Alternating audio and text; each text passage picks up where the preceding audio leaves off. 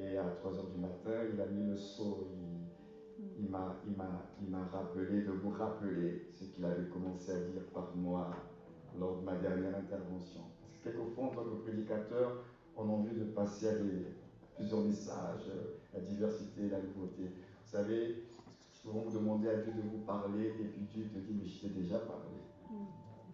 Et parce que nous, on aimerait tellement toujours que Dieu nous dise des nouvelles choses, des nouvelles choses, des nouvelles choses. Et puis quelquefois, Dieu reste fixé sur une seule chose.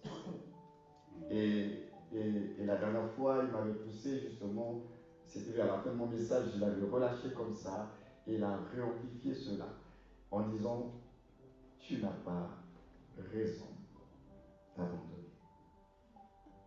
Alors je ne sais pas comment ça parle à quelqu'un, quel écho cela peut avoir dans la vie d'une personne, mais le Seigneur est revenu là-dessus. Tu n'as pas raison d'abandonner. Parce que quelquefois, on a des raisons, on a toutes sortes de raisons de pouvoir tout lâcher, des raisons qui peuvent être humainement correctes. Mais ce que j'aimerais te dire ce matin, c'est que quelque chose peut être humainement correct, mais divinement incorrect. Quelque chose peut être juste selon les hommes et injuste selon Dieu. Donc finalement, notre vie est calibrée sur plutôt la justice de Dieu, pas la justice des hommes. Et dans la justice des hommes, quelquefois, oui, on en a assez ras-le-bol, on n'en peut plus, on va tout lâcher. Et puis Dieu te dit non, tu ne peux pas tout lâcher. Pourquoi? Parce que notre Dieu, c'est le papa responsable. Et ce que nous devons comprendre, c'est que notre vie n'est pas isolée. Notre vie fait partie d'un plan, d'un projet. Il ne faut pas que tu te dises que, bon, peut-être que Dieu conduit ma vie au jour le jour. Dieu ne conduit pas nos vies au jour le jour. Parce que votre Bible dit, ceux qu'il a connus d'avance, dans Romains 8, à partir du verset 29, ceux qu'il a connus d'avance, il les a prédestinés à devenir bien semblables à l'image de son Fils, afin que son Fils soit le premier dans beaucoup de frères. Il continue en disant, et ceux qu'il a prédestinés, il les a appelés. Et ceux qu'il a appelés, il les a justifiés. Et ceux qu'il a justifiés, il les a glorifiés. Donc vous devez comprendre que votre vie fait partie d'un plan. Et lui l'a dit dans Jérémie 29, 11, que vous connaissez d'ailleurs, je connais les projets que j'ai formés sur chacun de vous. Donc même si tu es dans l'ignorance, même si tu ne connais pas tout, Dieu sait ce qu'il est en train de poursuivre dans ta vie. Donc nous devons comprendre que notre vie n'est pas isolée. Notre vie fait partie d'un plan.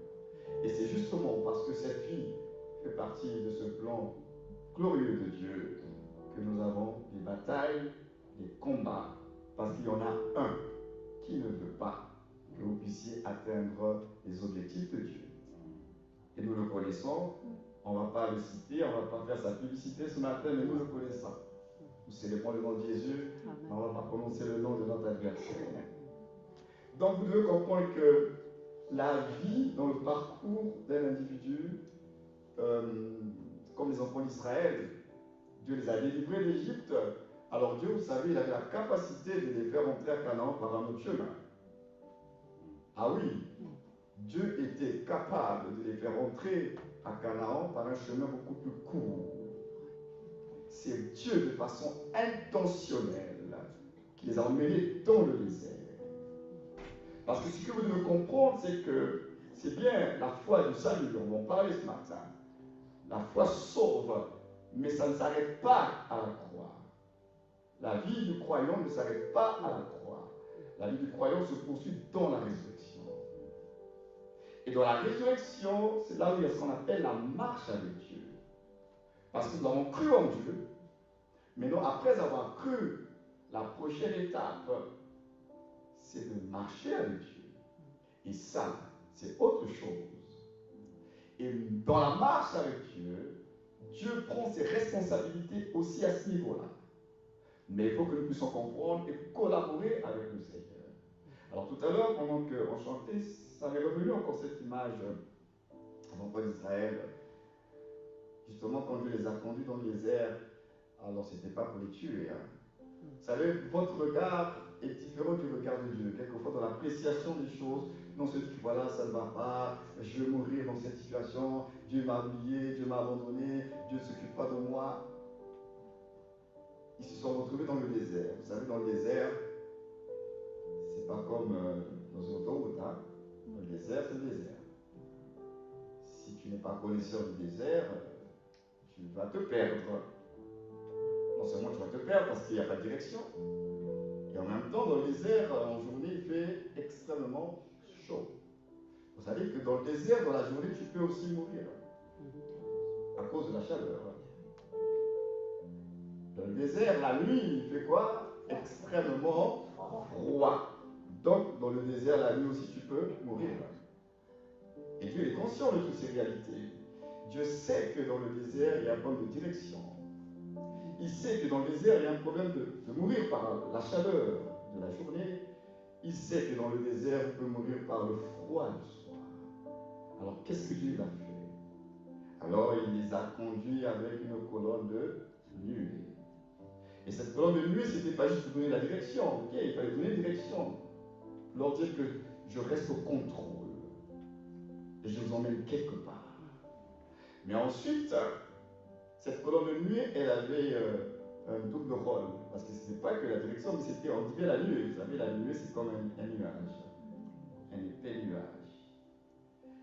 Et donc, ils étaient conduits, il y avait une direction qui était là, mais il y avait aussi au-dessus de leur tête cet épais nuage pour pouvoir les protéger du soleil. Donc, ils marchaient dans le désert avec un para-soleil de Dieu qu'on appelle la nuée. C'était pour les protéger du soleil pour ne pas qu'ils meurent. Dieu était conscient qu'il y avait le soleil, c'est pourquoi la nuit était là. La nuit, il fait froid, parce qu'il marchait aussi la nuit. Alors la nuit, pour pouvoir marcher, il faut une direction aussi. Il faut de la lumière, n'est-ce pas? Alors la nuit, qu'est-ce qu'ils avaient? La colonne de feu. La colonne de feu pour pouvoir leur montrer aussi la direction. Mais pas que. Mais également un chauffage pour réchauffer l'atmosphère la nuit parce qu'il fait froid dans le désert. Donc ce feu-là n'était pas que pour la direction, mais c'était aussi pour agir sur l'environnement, l'atmosphère glaciale, pour qu'ils aient un environnement agréable dans le soir du désert. Et tout à l'heure, pendant que j'étais assis, me rappelait cela en me disant que je suis un papa responsable. Dieu, frères et sœurs, est très responsable de nos vies. C'est pourquoi je disais tout à l'heure que ta vie n'est pas isolée.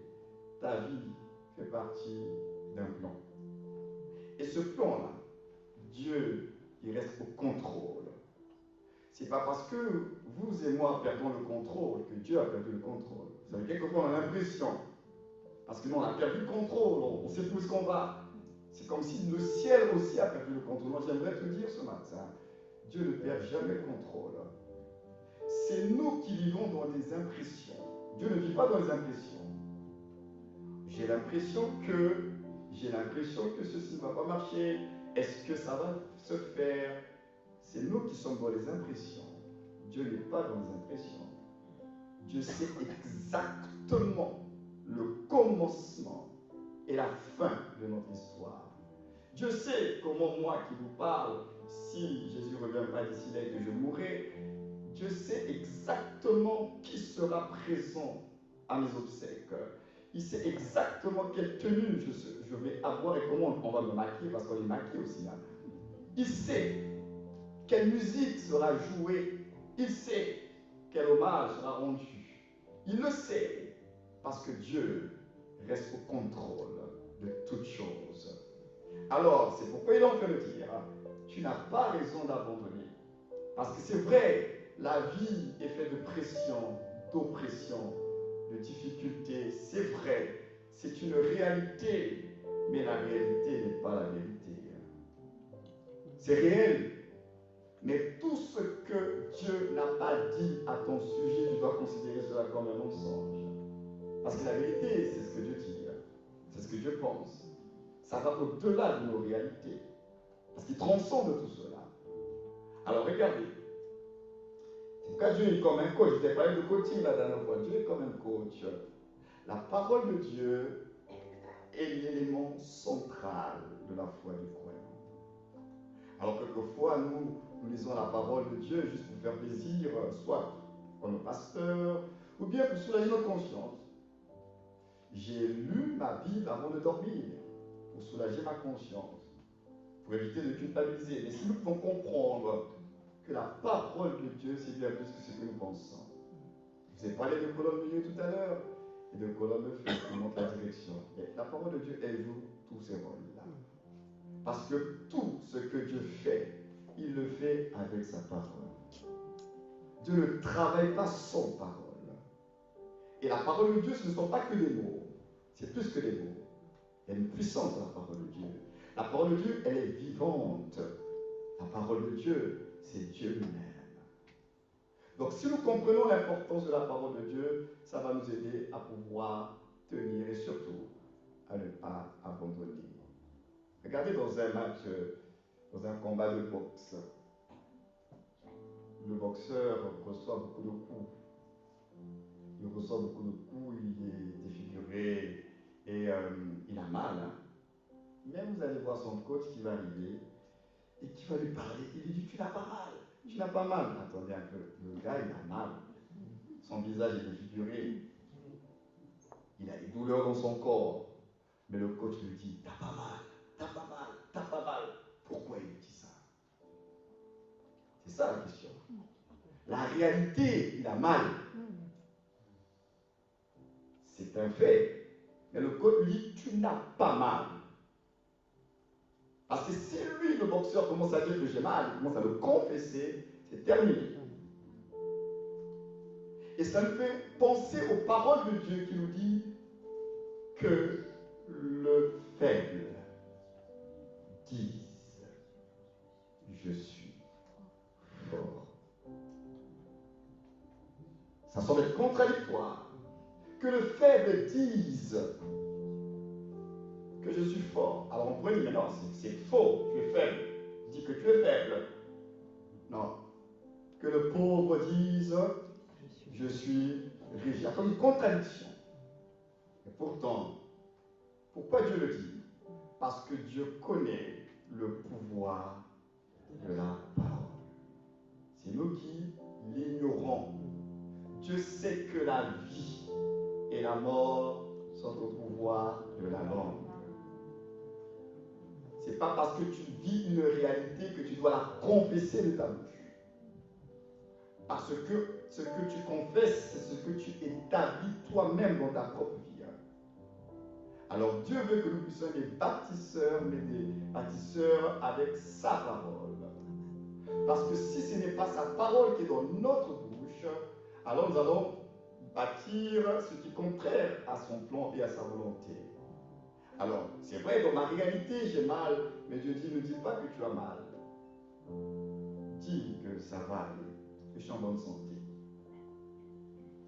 Et c'est comme ça que les enfants de Dieu doivent comprendre que maintenant que nous sommes en Christ, nous sommes rentrés dans un nouveau royaume. Et dans ce royaume, il y a une manière de vivre, il y a une manière de parler. D'ailleurs, si vous voulez être citoyen d'un pays, il faut être intégré. Et dans l'intégration, il faut aussi apprendre la langue quand même, il faut savoir parler. Vous arrivez en France, et puis vous voulez vous intégrer, avoir la nationalité française, il faut quand même apprendre la langue. En dehors des valeurs et tout ce qui sont dessus, mais il faut quand même parler le français. Et comprendre la culture aussi de la France. Donc si on veut être intégré quelque part, la langue joue un rôle important. Donc nous on dit que nous sommes citoyens du royaume de Dieu. Mais dans ce royaume, on parle quelle langue? Et c'est ce que nous ferons ce matin. Quelle est la langue que nous parlons? Et quel est le régime de vie? Quelle est la juridiction de ce royaume? C'est pourquoi je vous disais, vous n'êtes pas isolés. Vous appartenez à un ensemble, à un tout. Regardez même dans le match de football. Tout ça, c'est mon introduction, c'est pour vous, c'est pour vous préparer au message. Dans un match de football, même si on mène une équipe même s'il reste 2 petites minutes avant la fin du match, vous savez, tant que l'arbitre n'a pas sifflé, ça veut dire que ce n'est pas terminé. C'est pourquoi le Seigneur est en train de nous dire, tu n'as pas raison d'abandonner, parce que l'arbitre n'a pas encore sifflé la fin du match. Et vous savez tous dans un match que en 1 minute, on peut marquer 2 buts, hein, même 3. Ça dépend. Tout peut basculer en fraction de seconde. Aussi longtemps que Jésus n'est pas encore revenu et que tu n'es pas encore mort, ça veut dire que tu as toutes les raisons d'espérer, de croire que le meilleur est à venir. Alors c'est vrai qu'il y a certaines réalités de ta vie qui sont là pour t'écraser, pour t'enfoncer, pour te dire c'est terminé. Mais moi je suis là pour te dire que ce n'est pas terminé. Ce n'est pas terminé parce que Dieu n'a pas encore dit que c'est terminé.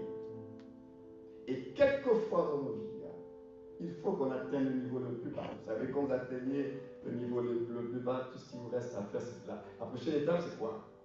C'est comme l'ascenseur, hein? Quand ça arrive au sous-sol, qu'est-ce qu'il va rester à faire? On va remonter.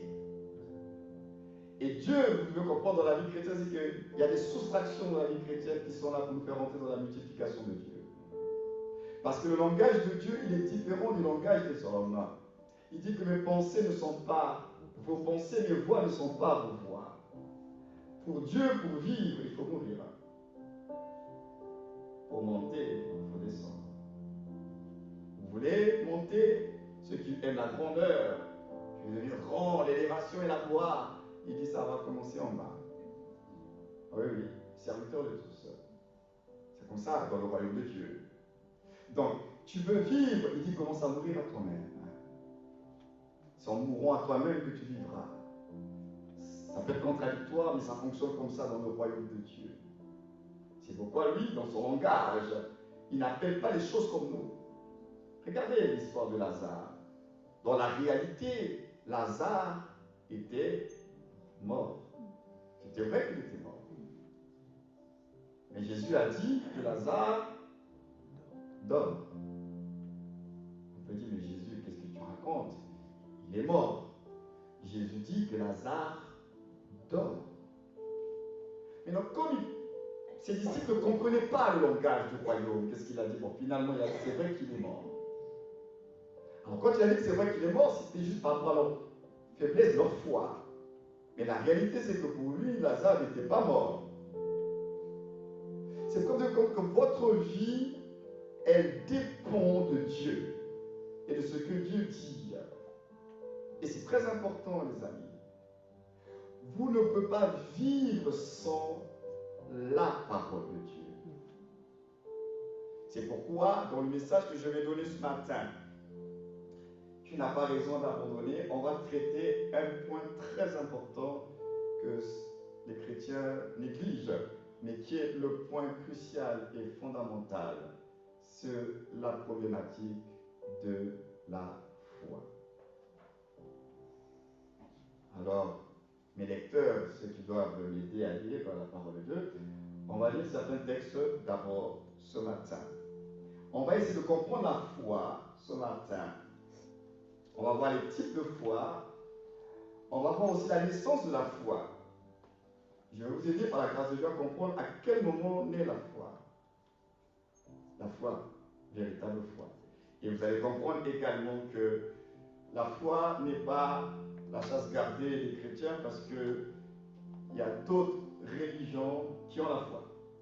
Il y a d'autres personnes qui ont la foi. Donc la foi, ce n'est pas une exclusivité chrétienne.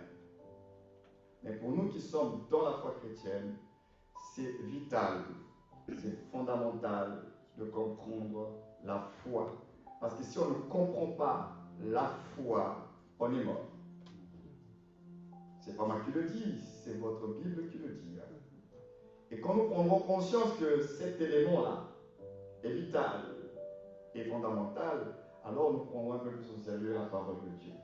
Alors le premier verset que nous allons lire, si on peut nous aider à projeter cela sur ce que j'ai demandé au lecteur de lire. 2 Timothée, c'est ça? Ok. Allez-y, les jeunes vont nous aider. Et je vous encouragerai vraiment à à considérer toutes les paroles qui seront dites. Oui. 2 Timothée 3, verset 1. Sache que dans les derniers jours, il y aura des temps difficiles. Voilà. Ça, j'ai voulu qu'on commence par là pour nous faire comprendre que c'est normal. Les temps difficiles, il y en aura. Et surtout que nous sommes dans les derniers temps, donc c'est normal, il y aura des temps difficiles. Donc le problème, ce n'est pas les temps difficiles. Parce que les temps difficiles sont inévitables. On ne pourra pas prier pour que ces temps-là ne viennent pas. Ces temps-là, il y en aura. Donc le problème, ce ne sont pas les temps difficiles. Alors la suite, le deuxième passage, si on peut nous lire, voilà, 2 Timothée 4. 2 Timothée 4, verset 7. J'ai combattu le bon combat, j'ai achevé la course, j'ai gardé la foi. J'ai combattu le bon combat, j'ai achevé la course, j'ai gardé la foi. Et nous verrons, si on peut garder la foi, c'est qu'on peut la perdre. Je vais le répéter, si on peut garder une chose, c'est qu'on peut la perdre aussi. On reviendra là-dessus. Troisième verset.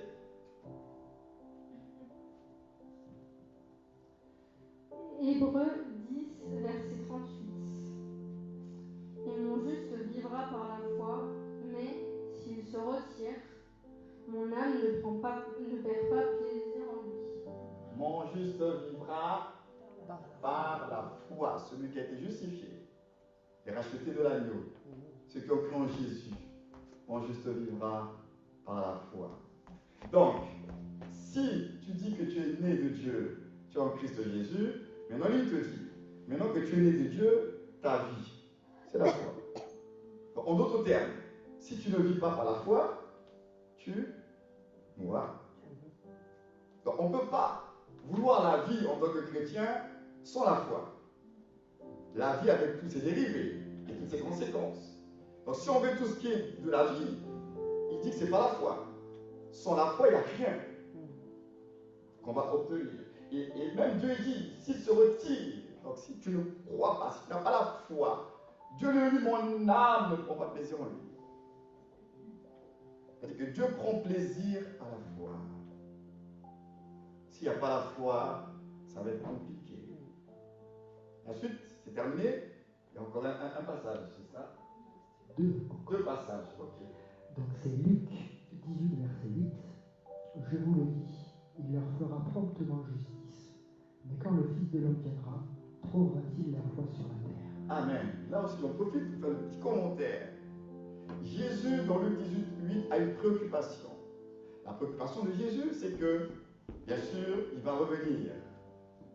Mais il est en train de nous dire que lorsqu'il reviendra, trouvera-t-il la foi? Entre-temps, on a lu dans 2 Timothée tout à l'heure que dans les derniers jours, qu'est-ce qu'il va avoir? Des temps difficiles. Donc, Jésus reviendra dans un contexte mondial où ça va être difficile. Mais dans ce contexte mondial où tout sera difficile, il dit, est-ce qu'il va trouver la foi? C'est ça le problème. Donc, il n'y a pas d'excuse. Il y aura des temps difficiles, c'est vrai. Mais lui, il dit, quand ça va arriver, est-ce que vous allez garder la foi? Et enfin, 2 Corinthiens 5, 7. 2 Corinthiens 5, 7. Car nous marchons par la foi et non par la vue. voilà. Amen. Car nous marchons par la foi et non par la vue. Tout à l'heure, je vous ai dit que vous avez cru en Jésus, c'est bien. Maintenant, vous devez marcher avec Jésus. Et la nouvelle vie en Christ, elle doit se vivre par la foi. Maintenant, cette foi, qu'est-ce qu'elle est finalement? Mais avant que nous rentrons pleinement dans ce qu'elle est, j'aimerais quand même vous parler des 4 types de foi que vous devez connaître pour ne pas qu'il y ait des amalgames. Le premier type de foi que vous devez connaître, c'est ce qu'on appelle la foi naturelle. La foi naturelle, c'est ce qui est communiqué à tous les humains. C'est inné en nous. C'est une foi qui est là, mais tu ne sais pas que c'est la foi et tu ne sais pas qu'elle est là. Tu la manifestes, mais de façon innée. Je vais prendre un exemple, parce que le principe de la foi, c'est un principe de confiance. l'assurance. Lorsque vous allez chez un médecin, quand vous allez chez le médecin, c'est pourquoi nous, les chrétiens, l'Église, on va devoir se repentir sur le sujet de la foi, parce que nous manifestons la foi à l'égard des choses de cette vie, mais quand il s'agit de Dieu, ça devient autre chose. Donc il y a un souci quand même que j'aimerais nous aider à comprendre, et on devrait tous se repentir là-dessus. Lorsque vous constatez que vous êtes malade, ou bien que vous n'êtes pas bien, vous soupçonnez qu'il y a quelque chose d'anormal dans votre vie, vous allez consulter un médecin. Ou bien on peut vous recommander un médecin, un ami, une connaissance, peut vous dire que voilà, je connais quelqu'un, il fait bien, il a bien traité X ou Y personne. Alors, vous allez rencontrer ce médecin. Vous allez rencontrer ce médecin et vous lui exposez la situation qui est la vôtre. Le médecin, il vous écoute avec beaucoup d'attention. Généralement, ils écoutent, ils sont très à l'écoute. Ils vous écoutent. Et puis, déjà, quand vous êtes allé nous voir, vous étiez assez angoissé, vous étiez en train de vous poser des tas de questions, vous n'arrivez plus à dormir. Et puis, lorsque vous avez terminé de parler, le monsieur, il vous répond, il dit oui, monsieur, madame, j'ai bien entendu tout ce que vous avez dit, mais en réalité, ce que je peux vous dire déjà, c'est que c'est pas grave. Ça va aller, en fait, je vais vous prescrire X ou Y traitement, et puis d'ici une semaine ou deux, vous serez sur pied, donc il n'y a pas de problème. Qu'est-ce qu'il va faire? Ensuite, il va nous prescrire donc une ordonnance, avec certains médicaments, des produits achetés en pharmacie. Vous allez remarquer une chose, et ça, nous sommes tous passés par là, à moins qu'on ait un extraterrestre dans cette salle. Vous allez remarquer que lorsque vous allez sortir du cabinet de ce médecin, il y aura comme un soulagement, un poids va vous quitter. Un poids va vous quitter, pourquoi? Parce que le médecin a dit, ça va aller, c'est pas grave. Mais la question est, le ça va aller là, qui vous dit que c'est vrai? Parce qu'il peut vous mentir aussi. Mais lui, il a dit, ça va aller, c'est pas grave, d'ici une semaine. Et sur la base de ces paroles, ce sont des paroles, parce que vous n'avez pas encore acheté le médicament, les paroles de votre docteur suffisent pour vous soulager, vous libérer d'un fardeau, des peurs, vous êtes libéré de quelque chose en quittant le cabinet du médecin. Il a seulement libéré des paroles. Vous n'avez pas encore pris le médicament, mais les paroles vous ont soulagé. Mais pourtant, cet homme pouvait bien vous mentir. Qui vous dit que c'est vrai ce qu'il vous a dit? Mais vous lui faites confiance naturellement parce que c'est le médecin, on vous l'a recommandé, il a tant d'années d'expérience, et vous positionnez votre foi sur la personne à cause des informations que vous avez sur cette personne. Et naturellement, vous lui faites confiance. Et ça va plus loin. Parce que vous ne vous arrêtez pas seulement à être soulagé, vous allez partir en pharmacie. Ah oui, vous allez partir en pharmacie. Et même avant la pharmacie, lorsqu'il vous fait l'ordonnance, j'ai déjà vu une personne, lorsque le médecin a fait cette ordonnance, même s'il y a 20 produits à acheter, je n'ai jamais vu quelqu'un négocier avec le médecin pour dire non, il y a trop de produits, tu sais, on peut réduire, non, il y en a trop. Personne négocie une ordonnance. L'ordonnance, nous la prenons telle qu'elle est. Personne ne dit que vous m'avez mis trop de médicaments. Même si tu n'as pas d'argent, tu vas te débrouiller, aller emprunter, aller prendre. Bref, ça, c'est pas son affaire. Toi, tu dois acheter les médicaments. Donc, tu ne négocies pas l'ordonnance. Ensuite, tu vas en pharmacie. Tu prends le médicament tel que cela vous a été prescrit. Mais là encore, quand vous achetez les médicaments en pharmacie, vous n'avez pas fait tout ce qui est chimie, tout là, hein, ceux qui font les médicaments, vous n'avez pas fait ça. La question est, qui vous garantit que ce qui vous a été prescrit là, ça ne va pas vous tuer? Hein? Parce que vous n'avez pas fait ça. Quelle est la garantie que le médicament que tu vas prendre ne va pas te tuer? Pourquoi, quand tu arrives à la maison, tu vas directement appliquer la chose, tout de suite, sans peur, sans crainte, alors que ça peut te tuer, hein? Ça peut te poison qui est là. Nous voyons de façon naturelle comment nous réagissons. Nous plaçons la confiance dans ces choses-là, sans vérification. Parce que cela nous a été prescrit par un médecin qualifié ou bien recommandé. Donc à ce moment-là, nous prenons le médicament, sachant que ça pouvait être également notre dernier jour sur Terre. Ah bah oui, parce qu'on a vu des gens, il y a des erreurs même de produits et tout ça. Et puis tu prends le médicament, et puis hop, tu meurs, c'était un poison. Ah oui, bah, dernièrement aux infos, là, on dit même les sérums là, pour les bébés, dit-on, il y a, je ne sais pas, de l'alcool. C'est pour vous dire qu'ils peuvent se tromper. Et donc quand toi tu prends un médicament, sache que ça peut être ton dernier jour sur Terre. Ah oui, mais par ta foi naturelle, tu fais confiance. Tu prends. Et il n'y a pas de problème. Ouais, ça c'est avec les médicaments, comment nous manifestons cette foi. Même quand vous achetez quelque chose au marché. Vous achetez, vous prenez une bouteille d'eau, et puis vous avez tellement chaud, et vous sortez du supermarché, vous l'ouvrez tout de suite, et vous commencez à glou, glou, glou, glou, glou, glou, glou. Mais qui vous dit que le contenu, qui vous dit que c'est sain? Parce que même l'eau que tu ouvres, la glou, glou, glou, sans te poser des questions, mais ça peut être du poison à l'intérieur. Et même à ce moment-là, ça peut être ton dernier jour sur Terre. Ah oui, oui. Mais parce que tu n'as aucun élément pour vérifier ça. Tu fais confiance au lieu où tu as acheté ce produit, à l'emballage, comment ça a été entretenu. Tu fais confiance. Mais la vérité, c'est que même ça, il y a des erreurs. Il y a des erreurs. Finalement, on se bat avec la vie et la mort tous les jours. Mais de façon naturelle, nous faisons confiance. C'est ce que j'appelle la foi naturelle. Elle est innée en nous. C'est ce que Dieu a mis en nous. C'est inné. Tu ne fais pas des calculs. Tu crois, tu fais confiance. Comme ça, naturellement. En même temps, Dieu a raison de nous donner cette foi naturelle. Vous vous rendez compte si elle n'était pas là? Si elle n'était pas là. Regardez encore cette foi naturelle. Deux autres exemples. Quand vous prenez un avion, vous êtes prêt à partir.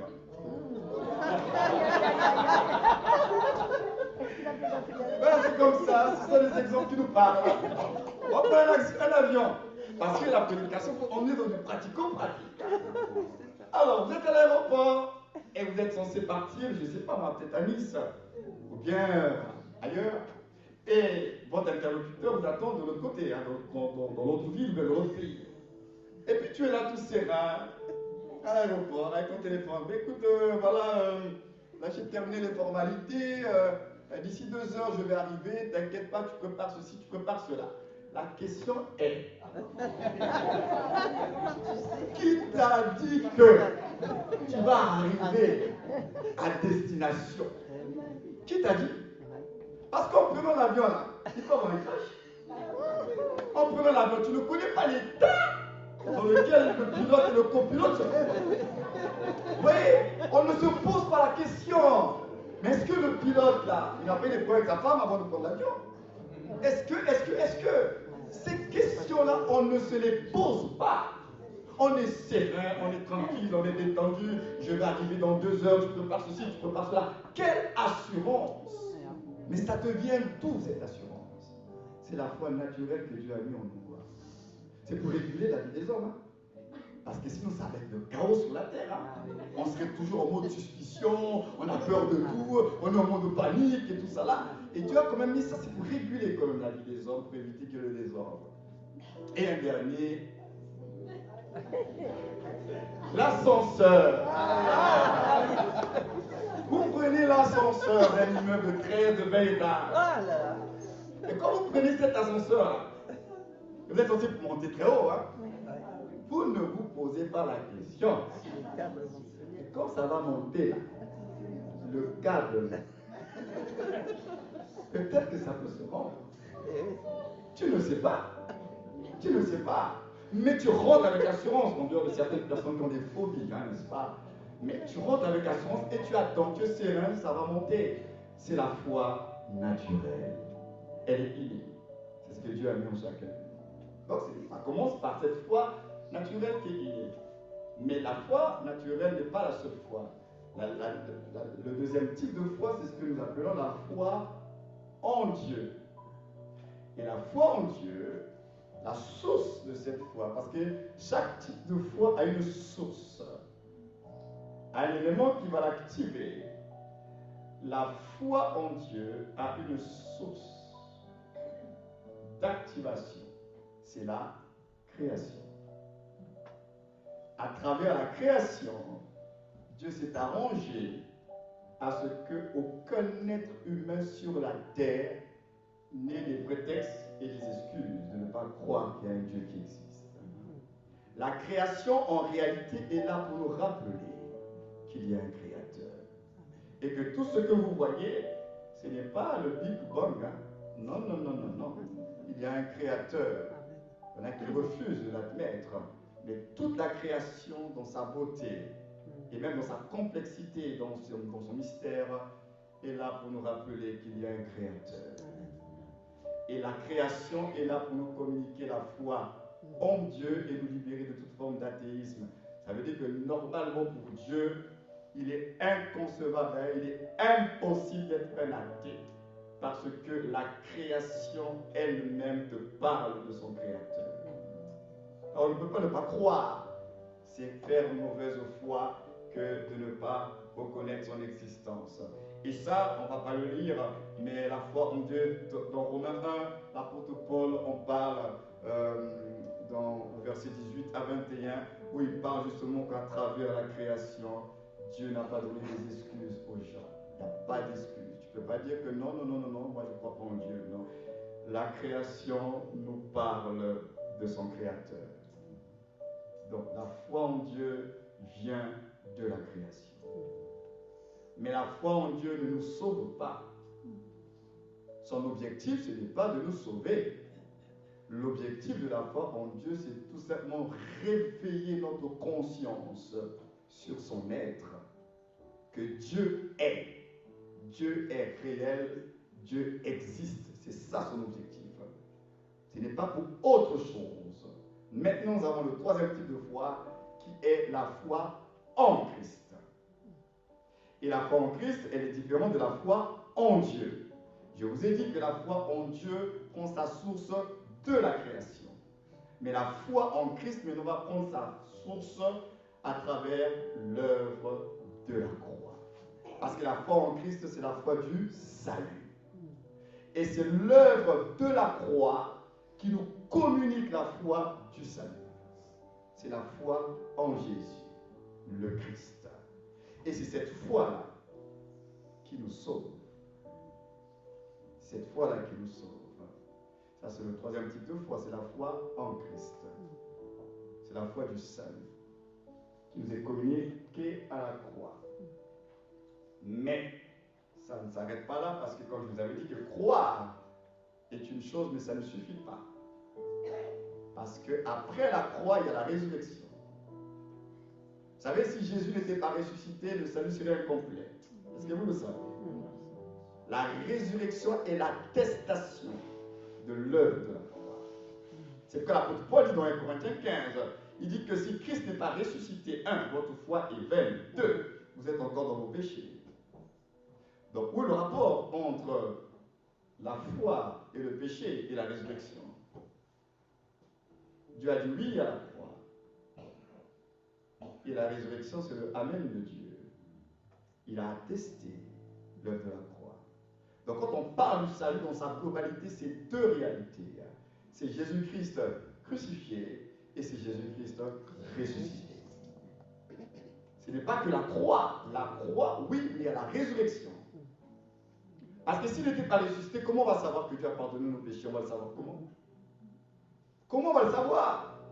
Donc il fallait qu'il revienne d'entre les morts pour attester que l'œuvre de la croix, le Père a créé cela. Donc la résurrection, c'est elle qui va nous introduire maintenant dans la vie chrétienne, dans la vie de la nouvelle création. La résurrection, c'est elle qui va nous entraîner dans la vie de l'esprit. La résurrection va nous entraîner dans la marche avec Dieu. Et c'est là que va intervenir le quatrième type de foi qui est la foi de Christ. J'ai dit que la foi en Christ vient de l'œuvre de la croix. Maintenant, nous avons le quatrième type de foi, qui est la foi de Christ. Et cette foi-là, c'est ce que Romains 10, 17 nous dit, que la foi vient de ce qu'on entend. Ce qu'on entend vient de la parole de Christ. Donc la foi de Christ, c'est elle maintenant qui va nous permettre de marcher avec Dieu, de vivre la vie chrétienne. C'est avec la foi de Christ maintenant. On va maintenant se nourrir de la parole de Jésus. C'est la foi de Christ qui va nous permettre de triompher dans l'adversité et de marcher de gloire en gloire. C'est cette foi-là, celle de Christ, et qui a une source. Et cette source, elle vient de la parole. Et donc, j'enchaîne avec la naissance maintenant de la foi. Je vous ai parlé des 4 types de foi, et je vais vous parler de cette étape de la naissance de cette foi-là, victorieuse, qui est la foi de Christ. Parce que pour ne pas abandonner, vous aurez besoin d'avoir la foi de Christ. Pour vous maintenir, vous aurez besoin de la foi de Christ. Si ce n'est pas la foi de Christ, vous allez tout lâcher. Vous allez tout lâcher. Alors, j'ai anticipé tout à l'heure par rapport à la foi de Christ, comment elle naît. On ne peut pas avoir la foi de Christ si on n'est pas connecté à la parole de Christ. Donc, la première étape, c'est être connecté à la source de cette foi. Or, la source de cette foi, c'est la parole de Christ. Selon Colossiens 3,16, on dit que la parole de Christ habite abondamment en vous, en toute sa richesse. Donc, la première étape, c'est que pour que cette foi naisse, il faut que vous soyez connectés à la parole de Christ. Or, où se trouve cette parole de Christ? C'est la Bible. La Bible, en elle se trouve la vérité. Donc, la première des choses, c'est que la source qui donne naissance à cette foi, c'est la parole de Christ. Deuxième étape, maintenant qu'on a identifié la source, qui est la parole, la deuxième étape, maintenant il faut écouter la parole. Alors, j'aimerais dire qu'il faut faire la différence entre écouter et entendre. Parce que la foi ne vient pas parce que tu as entendu. Tout simplement, non. Non, non, non, non, non. Alors, on va dire, mais oui, la Bible dit la foi vient de ce qu'on entend. En réalité, non. Parce que dans la version originale, on dit entendre, entendre, entendre et entendre. C'est tout simplement pour nous dire que la foi ne vient pas de ce qu'on entend. La foi vient de ce qu'on a écouté. Pourquoi? Parce que écouter, c'est considérer attentivement ce que tu as entendu. Akour en grec. C'est le mot grec akour. Et akour en grec veut dire considérer attentivement ce que tu as entendu. Parce que tu peux juste entendre, comme la parole de Dieu dans nos églises, beaucoup de gens entendent le message, d'autres écoutent le message. C'est vrai. Comme dans un couple aussi. Souvent, les femmes, nous les hommes, elles nous reprochent. C'est universel. Il fait quoi? Il ne m'écoute pas. Et nous les hommes, on dit, mais si je t'écoute. Et quand je dis, mais si je t'écoute, tu es là sur ton portable, tu regardes autre chose. Non. Il ne m'écoute pas, mais si je t'écoute, non. Nous les entendons. Parce que pour écouter c'est une prédisposition intérieure déjà. Il faut savoir s'arrêter pour écouter. Il faut savoir se donner du temps pour écouter. Il faut de la concentration. Il faut de l'attention. On n'écoute pas en même temps que tu regardes le match de football à Barça, regarde. On n'écoute pas en regardant le match en même temps. Ça, on entend, on le sent. Entendre, c'est la faculté de vos 5 sens. Vous entendez le son. Entendre, les amis, c'est naturel. Écouter, ce n'est pas naturel.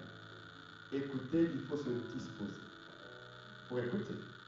Entendre, c'est naturel. Tu entends quelque chose. Le son passe. Mais pour écouter quelqu'un, il faut se disposer et lui consacrer du temps et de l'attention. Et souvent, nous les chrétiens, On n'écoute pas Dieu, on entend la parole, on n'écoute pas. Donc si on veut avoir la véritable foi victorieuse, il faut qu'on apprenne à écouter, pas entendre, parce qu'on entend tous. Mais on devrait écouter Dieu. L'écoute. Et c'est pourquoi vous allez voir souvent dans la Bible, Dieu, il va un peu se plaindre de cette situation. Si mon peuple m'écoutait, si mon peuple m'écoutait, si mon peuple m'écoutait, si mon peuple m'écoutait. C'est l'écoute, c'est pas entendre. Troisième chose, quand tu as écouté, la troisième chose, il faut que tu comprennes ce que tu as écouté. C'est-à-dire que quand tu t'es prédisposé, tu t'es concentré à donner de ton temps et ton attention à celui qui parle, mais il faut que tu comprennes ce qui est dit. Parce qu'on peut écouter sans comprendre ce que la personne est en train de dire. On peut écouter sans saisir la pensée de la personne. Et c'est là qu'intervient notre collaboration avec le Saint-Esprit, qui t'aide à comprendre le message. De quoi il est question exactement. Saint-Esprit, donne-moi de la lumière. Qu'est-ce que je dois retenir là-dedans? Parce que après avoir écouté, il faut comprendre. Aussi longtemps que nous ne comprenons pas le message, la foi ne naîtra pas. Pour que la foi naisse, ça va au-delà d'une simple écoute. Il faut comprendre. Et lorsque vous avez compris, vous allez arriver au quatrième point qui est le cœur même de la foi. C'est après avoir compris que va naître maintenant le battement du cœur de la foi, ce que j'appelle la conscience de la vérité va naître là.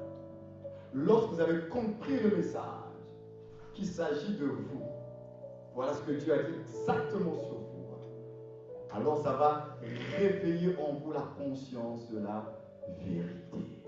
Ça va réveiller en vous maintenant des convictions. La conscience de la vérité maintenant s'éveille. Et c'est ce que j'appelle le cœur de la foi, c'est la conscience de la vérité. Aussi longtemps que nous n'aurons pas, en tant que chrétiens, la conscience de la vérité, il n'y aura pas la foi. Parce que la foi a besoin d'une conscience de ce que Dieu a dit. Pas que du discours, mais il faut qu'il y ait une conscience. Or, là où il y a la conscience, il y a des convictions qui s'installent. C'est pourquoi la cinquième étape, ça va emmener ce que j'appelle les dispositions intérieures de la foi vont commencer. Les racines commencent en vous. Parce que quand la conviction est là, la conscience est là, ça va produire en vous des dispositions. C'est là où vous allez commencer à avoir une ferme assurance, une paix intérieure. Vous allez avoir cette espérance-là. Vous allez avoir de l'audace. Les choses vont commencer à naître à l'intérieur de vous. Et que la parole a réussi à produire à l'intérieur de vous de l'assurance. Et c'est cette assurance qui vous permettra justement dans l'adversité, dans les épreuves, à pouvoir tenir.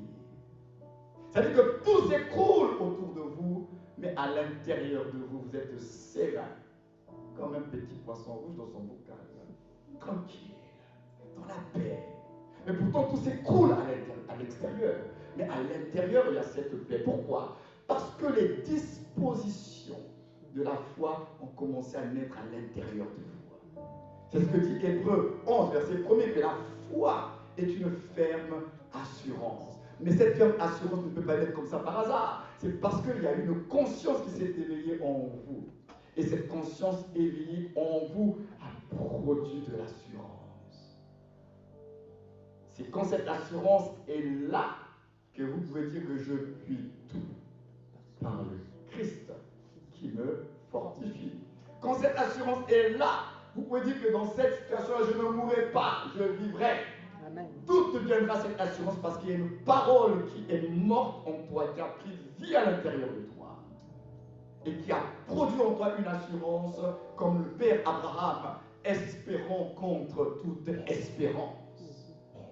Au-delà de ce que l'on peut croire, tu dis non, ça va aller. C'est vrai, vous avez dit, je pense que c'était ici. La foi, frères et sœurs, ce n'est pas l'auto-persuasion. La foi, ce n'est pas s'auto-convaincre que ça va marcher. La foi, ce n'est pas s'auto-persuader que ça va marcher. Non, la foi vient de la parole. Tu ne vas pas t'auto-convaincre. Même si tu t'auto-convaincs, si ce n'est pas Dieu qui a parlé, rien ne va se passer. La foi vient de la parole. Quand tu dis que j'ai la foi, ça veut dire que quelque part, il y a une parole de foi que tu as reçue. Mais ce n'est pas je veux m'auto-convaincre. Ça va aller, ça va aller. Non, non, non, non, non. Quelle parole as-tu reçue? Quelle parole as-tu comprise pour que tu puisses dire ça va aller? Et on a vu beaucoup de gens, quand ce n'est pas la foi, parce que, frères et sœurs, c'est une réalité cette affaire-là. Parce que si ce n'est pas la foi, ça va devenir de la folie. On n'est pas très loin. Hein. C'est des voisins hein, et voisines.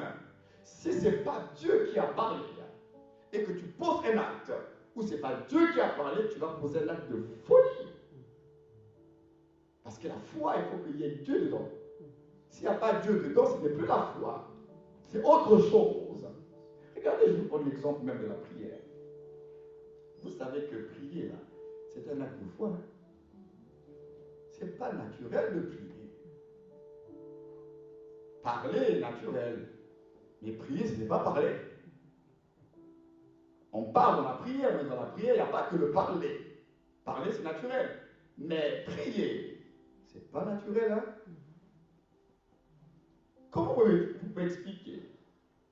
Vous parlez, vous communiquez avec une personne que vous ne voyez pas. Et vous parlez.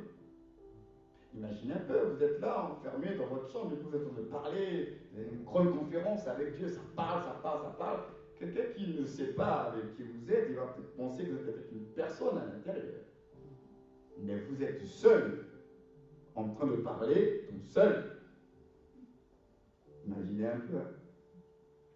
Tu parles tout seul. Dans la société d'aujourd'hui, comment on va te catégoriser? Et il parle tout seul. Il est devenu toc toc.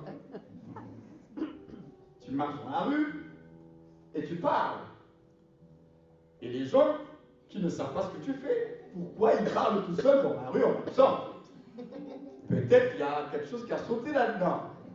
Parce que justement, la prière n'est pas quelque chose de naturel, c'est un acte de foi.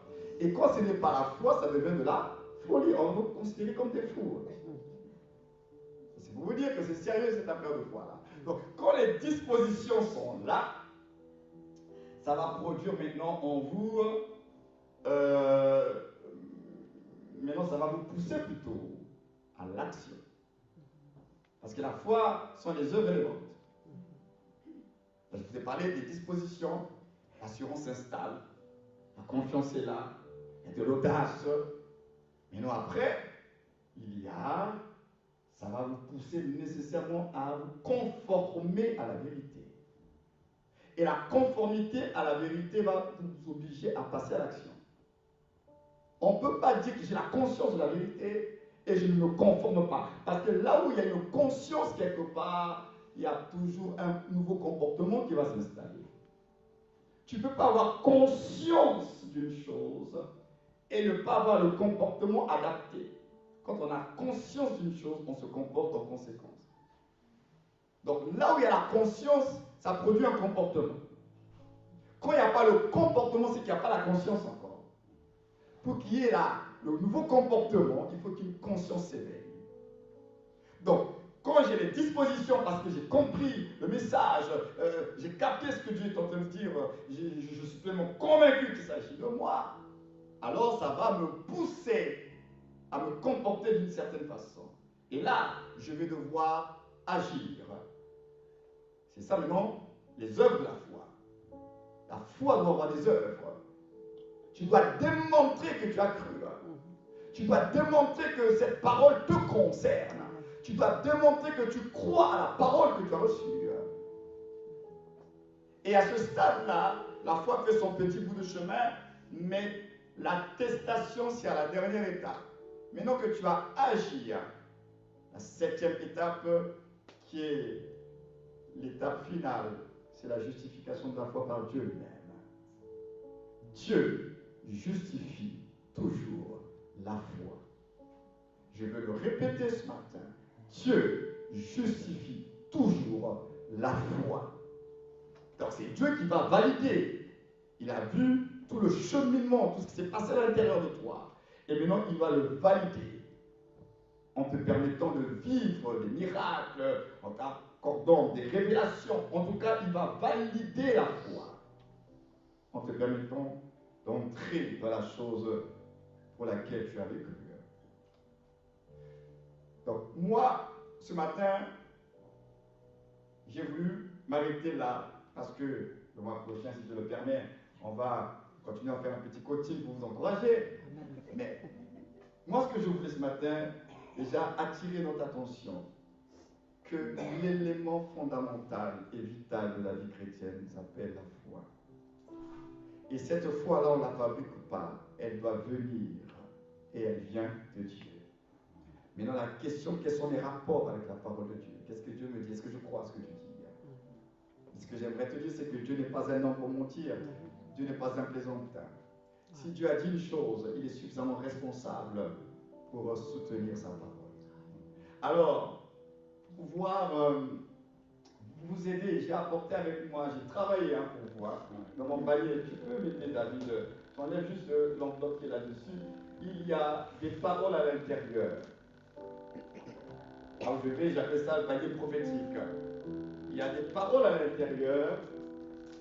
Et tu vas prier tout à l'heure le Seigneur que la parole qui est là-dedans, ce sera une parole qui corresponde. Je ne connais pas vos problèmes, je ne connais pas vos situations ici. Ce sont des versets de la Bible. Donc ce n'est pas des écrits, c'est des versets de la Bible. Je ne sais pas quel verset tu vas tirer. Peut-être qu'elle va te parler. Je ne sais pas les situations que vous vivez en ce moment.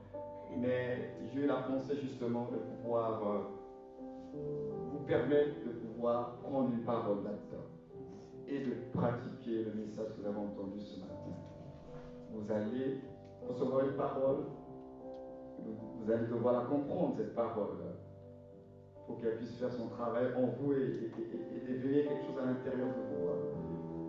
Parce que vous voulez vivre un miracle de Dieu. Alors peut-être le miracle se trouve dans cette corbeille pour vous ce matin. Donc j'aimerais qu'on puisse m'aider. Un jeune va venir ici pour tenir le panier. Et puis vous allez tout simplement venir. Voilà. Il va rester là. Bon, c'est mon fils, c'est mon aîné, c'est mon premier garçon. Donc chacun va venir comme à l'époque, quand on faisait les offrandes classiques. Là, c'est pas que vous allez donner, là, c'est que vous allez prendre. Ça change un peu, vous prendre, on ne donne pas. Vous allez vous lever à tour de rôle, chacun va prendre une parole. Mais avant de prendre cette parole, vous allez prier. Le Seigneur, la parole qui sera là-dedans, je veux quelque chose de particulier. Et c'est ce que j'aimerais qu'on puisse faire maintenant. On va prier. Et ensuite, chacun viendra prendre une parole. Seigneur, merci pour ta parole et ce que tu veux faire dans chacune de nos vies. J'aimerais te recommander chacun de nous pour que la parole qui sera prise puisse parler au cœur d'un homme et d'une femme. Tu connais les défis, les challenges, tu connais qu'on a comme besoin de consolation, on a comme besoin d'être encouragé. Alors, est-ce qu'en prenant cette parole, que cela puisse faire écho dans leur cœur et que ce soit un baume dans les cœurs et que tu les fortifies. Seigneur, je prie vraiment que tu te révèles à travers ces paroles, que chacun prendra au nom de Jésus le Christ, le Seigneur. Nous avons ainsi prié. Amen. Amen. Alors vous pouvez venir chacun prendre une parole et je repasserai la parole. Merci. Merci Père. Les parents, c'est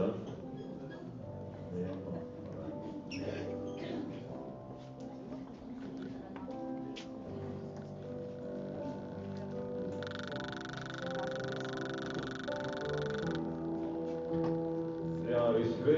Si vous voulez aussi, vous pouvez commander, réécouter les